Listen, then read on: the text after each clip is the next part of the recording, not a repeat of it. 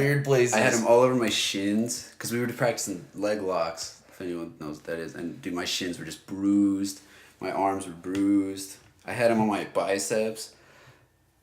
I don't know how they got there, but they were there. I had bruises everywhere. Taking showers hurt too. So I was cut up and I had matte burn and oh my gosh. But I don't know, dude. I loved it. I think I loved it so much because I grew up playing sports and I had a competitive side to me that had been very suppressed since high school. Like, well, I played a year of college rugby, but after that it was just like I had no way to compete or get energy out or do anything. Yeah, the gym's great, working out, but when I was in there and it was like me versus another guy, I was like, oh, that brought it back out of me, dude. And I think that's why I fell back in love with it. But I would not have known that to get back on track. I would not have known that I like that if you didn't try. If I didn't do it. If I didn't get out there and try new stuff. And now it's like, it's a good therapy session for me. If life's driving me crazy, I can just go escape. I can go escape, and I'm training for something. I got a competition coming up in April. Yeah, in April, sometime in April. I know he doesn't. I do. That's funny. But yeah, and I don't know. Great things are coming from that. We did the vlog. Tried the vlog. That was fun. It was fun. You just don't have time for it. Yeah, and that's one of the things you're gonna find. You might try something and it might not work out. You might enjoy it. You might not enjoy it. But you're experimenting with life. We are trying to get that backstory. We're trying to get it. We are. Oh, yeah. Dude, we don't have a lot of time for it, man. Yeah, or energy. Yeah. Especially right now, like you said, with the like falling in love with it. That's like me with the gym, the competitive side. Mm-hmm. Like that's the reason why I do men's physique shows. People just see it as like, oh, that guy is like narcissistic as hell and egotistical. Like, no, that guy just wants to look like the best. Or that guy just wants to work on himself, or that guy just sees it as a competition. Mm-hmm. And like, boom, when I did the first one, the first physique show I ever did, it was just a weight loss. That was it. It was like, I want to see what I can put up on stage, and I look like a wet spaghetti noodle. You look like a Holocaust victim is what you look like. Oh my God. You look like a Holocaust victim with abs. That's what it was. I lost. It's like, yeah, man. I just for those of you who don't know, I lost Auschwitz, but I've been doing sit-ups every fucking day. I lost 66 pounds in 7 months to get ready for that show. Yeah. What'd you get? 154? Yeah, I went from 220 pounds to 154 pounds, which was wild in itself. Because your body type, 154 is not very skinny. Yeah, not healthy. There's not much meat on your bones. But I don't know. I've never had self-control with food. Never had self-control with basically anything. Mm-hmm. And I think the reason why I started doing it was because of the reason why I started working out in the first place, and that's what drove it even more. And that's what still drives it today. There's that same. That's the reason why I go 5-6 days a week, twice a day. Why did you first start working out? Like, what was your draw to that? I remember you used to work out in high school. I never worked out in high school. Or like at the end. I remember going to like your graduation party, and you were like, dude, I went to the gym the other day and I was in there for like 3 hours. And you were like fucking chubby as shit. Was that a lie? Was that a bold-faced lie? I just never said that. Yes, you did. It's one of the only memories I have of you before you went to the Navy. No. Oh, okay. Before the Navy? Okay, maybe. Yeah. It was school was over. We graduated. Oh, and it was in the summer. Yep, that's probably it, because I was trying to cut weight. Because I was still overweight, so I was too fat for the Navy, and that's why I was trying to cut weight before. Oh, okay. Which is how I started the peanut butter diet, which, that lost a lot of weight really fast. But I'm not going to say how to do it because it's really unhealthy. Okay. Sounds good. Yeah, I haven't heard of that, and I don't want to know. It's awful. It's literally awful. Or do you just eat peanut butter Straight all fucking peanut day? butter. That's it? Mm-hmm. But you eat a very specific small amount. Yeah, that sounds like it's terrible. Yeah. Yep. Isn't that basically like a keto diet? Like it's like all fat and protein? Yeah. Kind of, but worse. Because there's 0 carbs involved. There's literally nothing. Well, I mean, there's carbs. There's like sugars and shit in the peanut butter, but that's literally all you eat. Yeah, that's okay. I'm surprised. Don't do that. His advice is don't do that. Don't do that. I'm surprised I still like peanut butter after doing that. That sucks. So you wanted to lose weight for the Navy. The reason why I started? Yeah. The reason why I started working out like hard like I do. Well, sure. I mean, okay. So yeah, you went to the gym after you got out of the Navy, right?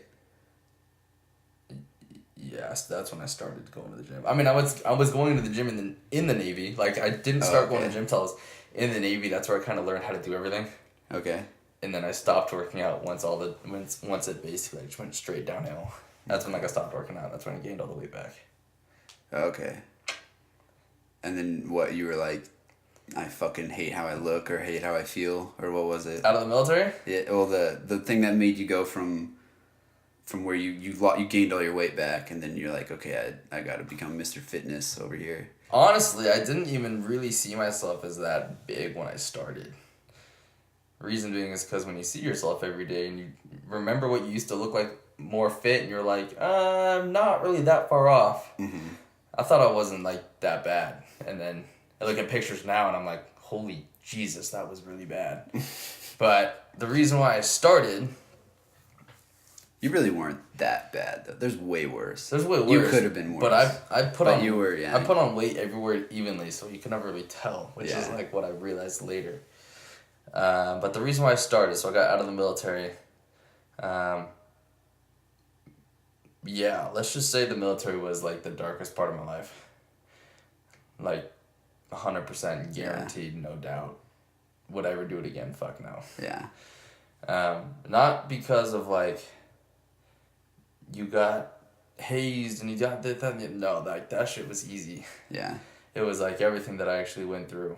And like that put a really sour taste in my mouth just for living in general. Yeah.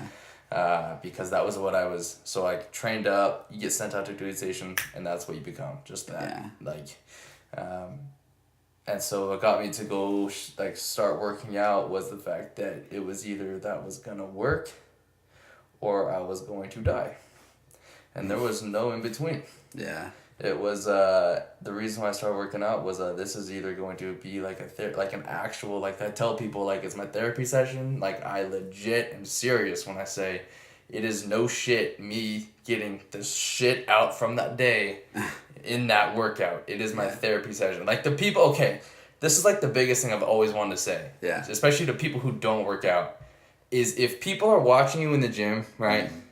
Okay, they're not like judging you.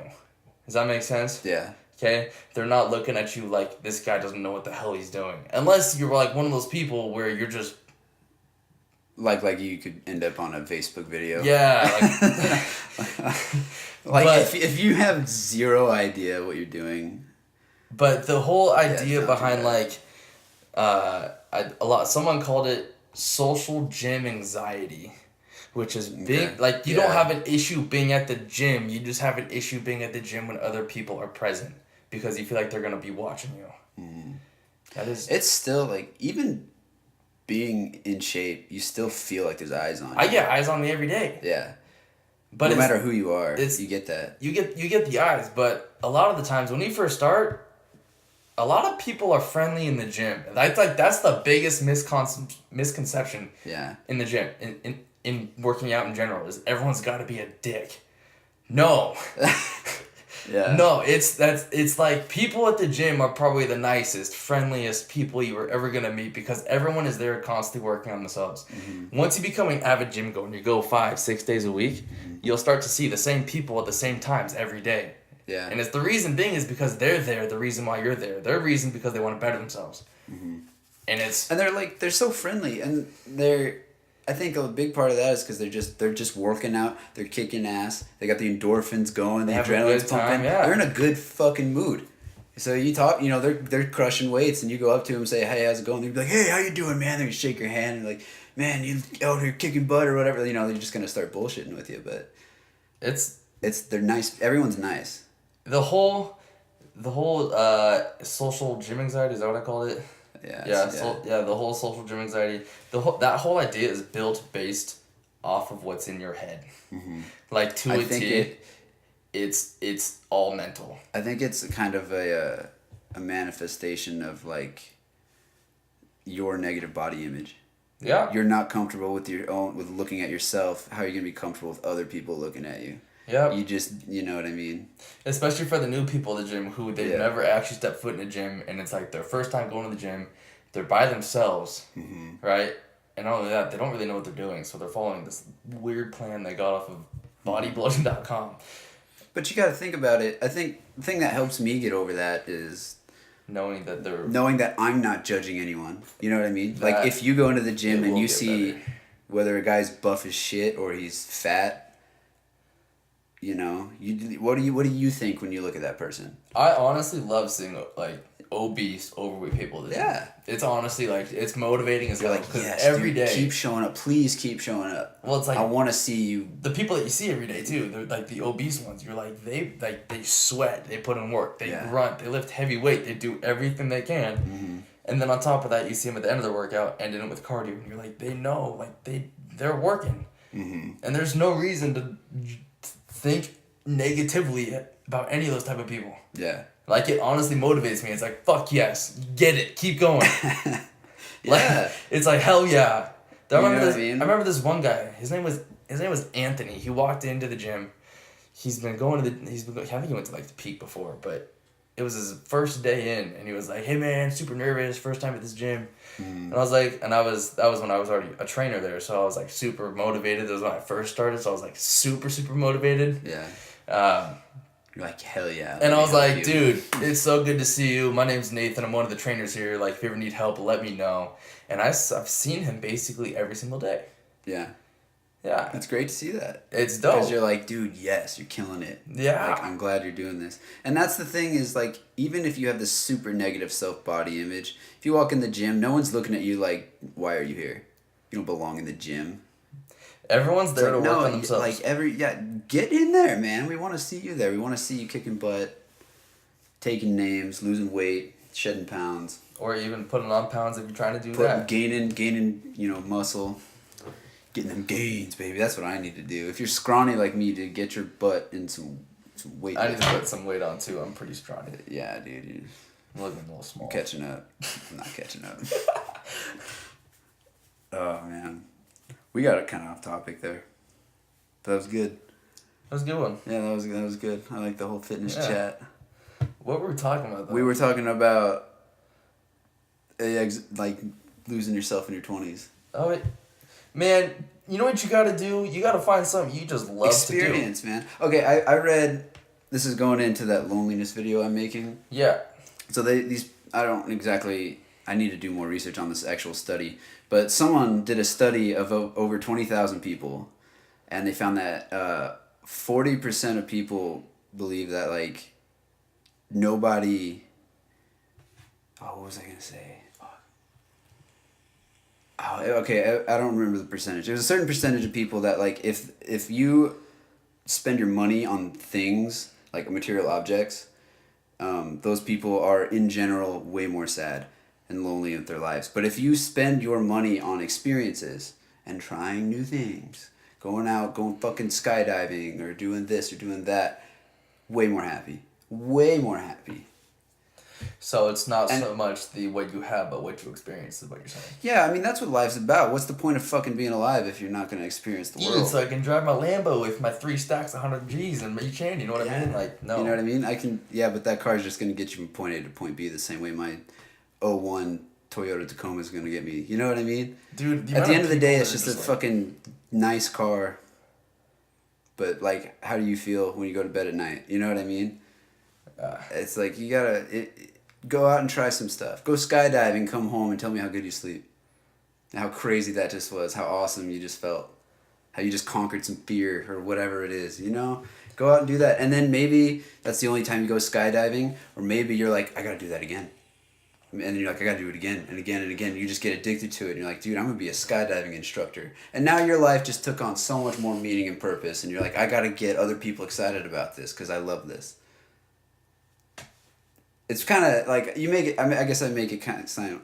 Make it sound kind of simple. You put the idea of holy shit that could be really hard to. Oh my god, that's actually true. Yeah, I mean, okay, but then look at me an example as well. Mm-hmm.